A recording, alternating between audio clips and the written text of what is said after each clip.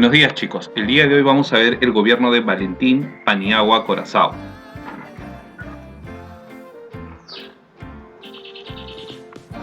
Valentín Paniagua nació en el Cusco el 23 de septiembre del año 1936. Era hijo del profesor Valentín Paniagua Medina y doña Hortensia Curaçao. El matrimonio Paniagua Curaçao tuvo 4 hijos como los que vemos en la imagen, ¿no? Ellos son los hermanos de Valentín Paniagua y en la imagen también observamos el lugar de su nacimiento, su natal Cusco. Paniagua cursó su primaria en Bolivia. Sus estudios secundarios los realizó en el Colegio Nacional de Ciencias del Cusco. Justo vemos una imagen de ese colegio, ¿no? Colegio muy importante y emblemático, vinculado incluso a uno de los equipos de fútbol de nuestro país.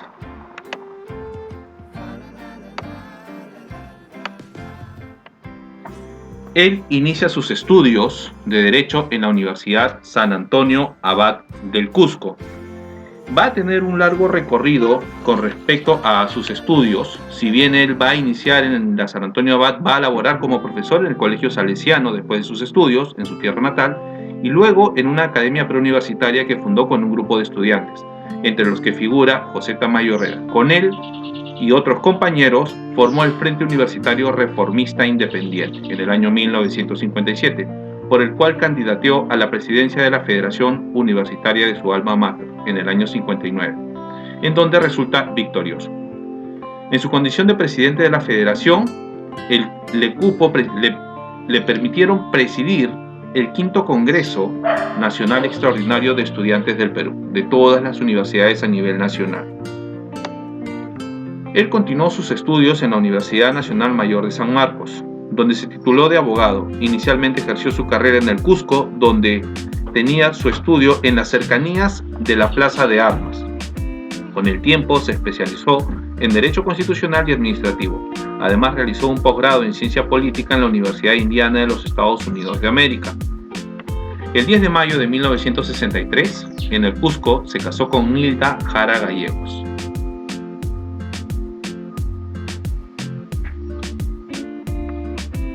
La novia era hija de Antonio Jara y Mercedes Gallegos. Ambos se conocieron en las aulas universitarias. El matrimonio Paniagua-Jara tuvo 4 hijos: Valentín, Susana, Francisco y Jimena. Los 3 primeros son abogados y la última administradora. Además, Valentín Paniagua tuvo una hija menor con la señora Beatriz Gutiérrez Guamán, Patricia Fiorella Paniagua Gutiérrez, quien ha estudiado Ciencia Política y de la Administración en la Universidad de Granada, España. En las elecciones generales de 1963, Fernando Belaúnde fue respaldado por su partido Acción Popular y la Democracia Cristiana. Valentín Paniagua fue electo diputado por el Cusco, por este último partido. Durante su labor parlamentaria realizó múltiples pedidos y gestiones para conseguir obras en beneficio de su departamento, entre ellas la construcción de la carretera Cusco-Cotabambas-Grau, la ampliación de los servicios hoteleros y la pavimentación de la ruta turística Cusco-Ollantaytambo vía Pisac-Calca, y la refacción del Colegio Nacional General Ollanta de la ciudad de Urubamba. A estos y otros esfuerzos habría que agregar las labores legislativas vinculadas a la elaboración de leyes y al control político.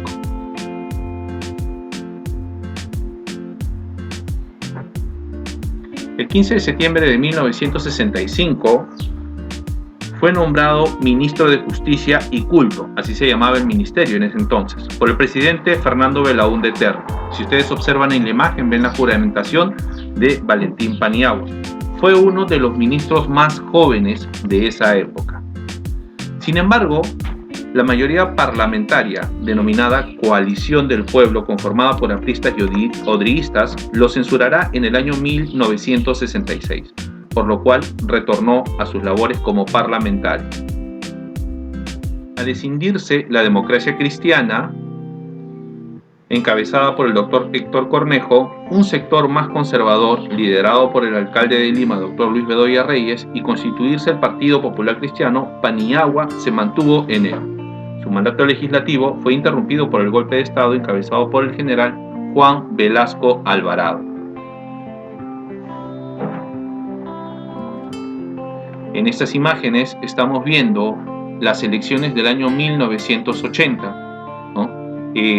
Como vemos, el Partido Acción Popular gana esas elecciones. Veamos en realidad los votos, una gran diferencia contra el Partido Aprista y contra el PPC.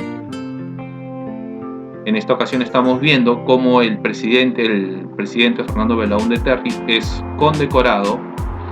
Y bueno, en 1980 se realizaron nuevas elecciones generales, poniendo a fin a 12 años de gobierno militar.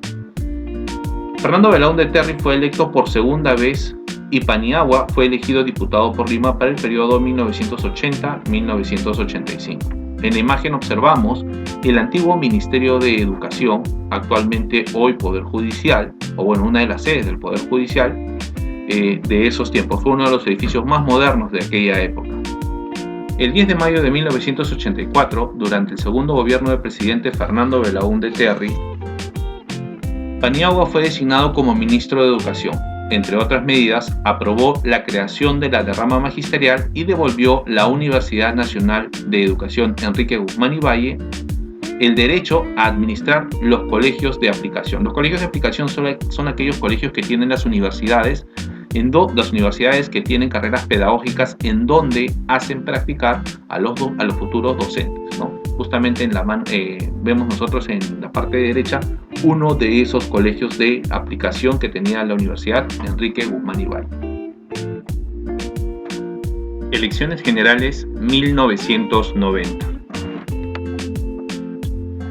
En esta imagen vemos a los dos candidatos o las dos figuras de estas elecciones. En el año 1990 tenemos a Alberto Fujimori y a Mario Vargas Llosa. Ambos en realidad llegan a una segunda vuelta muy reñida. En la primera vuelta, Mario Vargas Llosa había obtenido un 32.6%, mientras que Alberto Fujimori un 29.1%. El candidato del APRA, Luis Alva Castro, había obtenido un 22.4%. Quienes pasaban, por ende, a segunda vuelta eran Mario Vargas Llosa y Alberto Fujimori.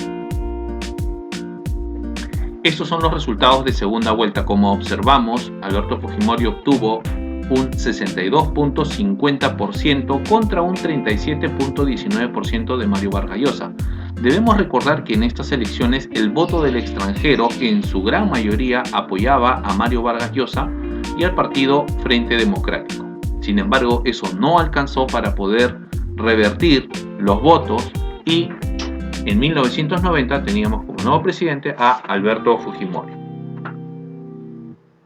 Durante el gobierno del presidente Alberto Fujimori, Acción Popular se mantuvo en la oposición. Por entonces, Paniagua participó en diversas actividades antigubernamentales como la campaña por el no a la nueva Constitución. Además, asumió la defensa ad honorem de los 3 magistrados del Tribunal Constitucional que fueron destituidos por el Congreso: Delia Reboredo, Marzano, Demur, Manuel Aguirre Roca y Guillermo Rey Terry. En este recorte del periódico del diario La República vemos claramente cómo esa denuncia fue presentada rápidamente. La presidenta de la Subcomisión de Acusaciones Constitucionales, Luz Salgado, fujimorista, tramitó en tiempo récord la acusación para destituir a los magistrados del Tribunal Constitucional. Estos magistrados se habían opuesto a la ilegal reelección de Alberto Fujimori en el año 2000. Por ese motivo, el Congreso había decidido destituirlos. La defensa de estos magistrados constitucionalistas fue asumida por Valentín Paniagua. Crisis política del año 2000. Al finalizar el gobierno de Fujimori se dieron una serie de hechos y de acontecimientos, tal como los que vemos en la imagen. Uno de esos hechos, muy importante en la historia del Perú, fue la Marcha de los Cuatro Suyos, y el otro fue el descubrimiento de los famosos Vladivideos. En 1999, Paniagua fue elegido secretario general por Acción Popular. El año 2000 resultó electo congresista. El 16 de noviembre del 2000, tras la censura de la presidenta del Congreso de la República, la doctora Marta Hildebrand, Paniagua fue elegido para reemplazarla durante el resto de su periodo. Como vemos, dos figuras son las más importantes de este partido Acción Popular: Valentín Paniagua por un lado y Fernando Belaúnde Terry por el otro lado. Ambos han sido presidentes del Perú, uno en una ocasión y el otro en 2 ocasiones. Los vladimirianos fueron las pruebas contundentes que provocaron la caída de Fujimori y su posterior renuncia por fax. Si ustedes observan, fueron muchos los personajes que pasaron por la salita del zinc.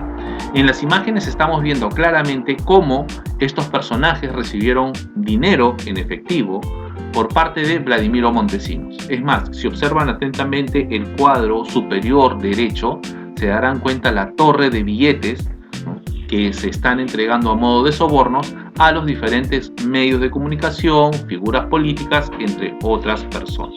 Directores de prensa, directores de canal, etcétera, etcétera, etcétera. El 16 de noviembre del año 2000, tras la censura de la presidenta del Congreso de la República, la doctora Marta Hildebrand, Paniagua va a ser elegido para reemplazarla durante el periodo político. Ustedes bien saben que el presidente del Congreso, una vez es el que asume el cargo de presidente cuando el presidente actual es vacado. Como verán en la imagen, los parlamentarios están felicitando a Valentín Paniagua, muchos de ellos, algunas figuras que ya no están en política, ¿no?, por haber sido elegido presidente del Congreso el 16 de noviembre del año 2000. A Paniagua le correspondía ser el presidente del Perú a la renuncia de Alberto Fujimori. Tras la renuncia de Fujimori, Paniagua asumió la presidencia de la República en su condición de presidente del Congreso y nombró como presidente del Consejo de Ministros al doctor Javier Pérez de Cuéllar.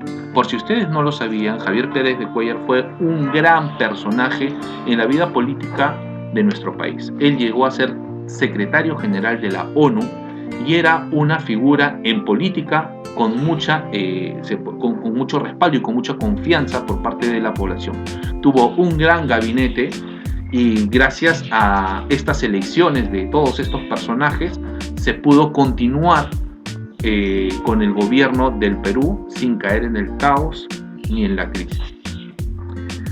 Algunas de las obras que podríamos mencionar de Valentín Paniagua. Bueno, el gobierno de Valentín Paniagua duró aproximadamente 8 meses. Tuvo dos grandes retos: recuperar la confianza de la población y restablecer el orden político.